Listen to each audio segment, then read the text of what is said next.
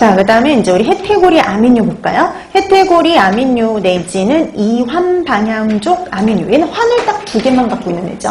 그래서 얘 같은 경우에는 예전에는 보기로 잘 나오지 않았던 거거든요. 근데 최근 들어서 보기로 꽤 잘 나옵니다. 두 번째, 해태고리 아민유.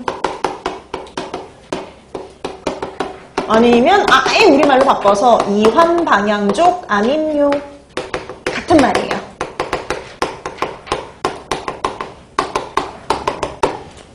헤테고리 아민유 내지는 이환 방향족 아민유. 그래서 헤테로사이클릭 아민 내지는 이환 방향족 아민유 이렇게 말을 하는데요.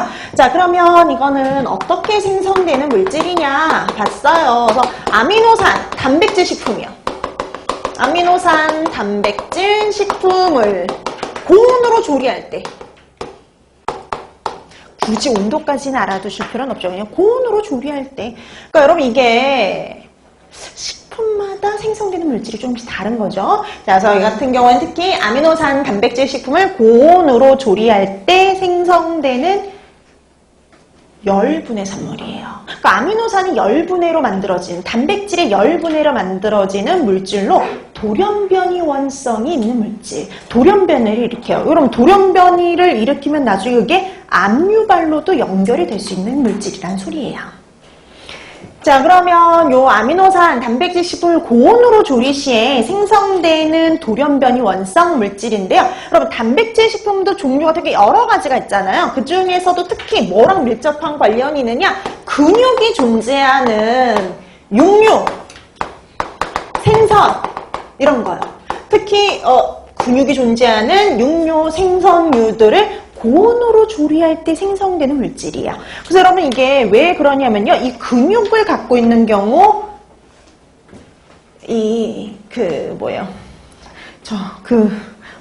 갑자기 전구물질을 갖고 있는 경우거든요. 전구물질.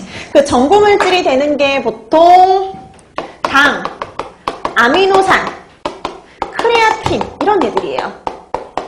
그래서 당, 아미노산, 크레아틴이 반응을 해서 생성이 되는데 가열에 의해서 반응이 가속화되고요. 그렇게 해서 생성되는 물질이에요.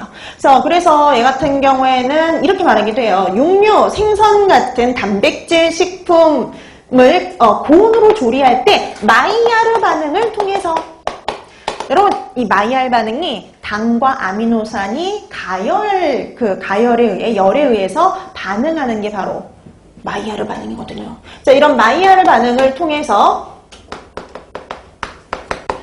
생성된다 이렇게 말해도 틀린 말은 아니에요. 자, 그래서 우리가 이 마이야르 반응은 뒤에서도 다시 한번 다시 나오기는 하는데요. 그때는 탄수화물 식품. 여러분 전분 식품에도요 아미노산은 들어있거든요. 그다음에 이 단백질 식품에도 마찬가지. 단백질로만 이루어진 게 아니라 당이 들어있어요. 거기에도. 그래서 이런 당과 아미노산이 열에 의해서 결합하는 마이야르 반응을 통해서 생성이 될 수 있다.